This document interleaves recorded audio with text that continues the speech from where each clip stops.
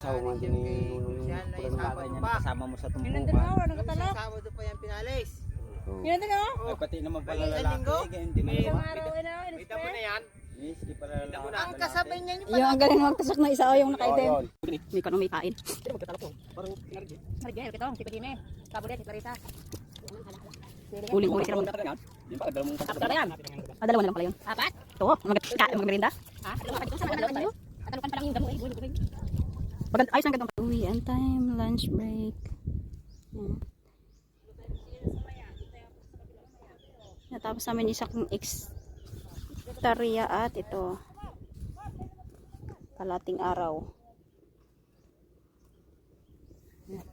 Ito sa Resenda na ito eh. Nauna tapos magpalipat agad. Alas 11:19. Uwi na tayo. Hindi na pa natin uwian. Tingnan mo kayo. Kayo sabing dito muna at tapusin lang ito. Ako tinagsaksura ako doon sa isa. Talon. Ito. Talon. Ano tayo makatalon? Lahi. Kasi hindi nagreklamo. Ang hirap na magsinong paa. Sabi ko naman ako na naglagay.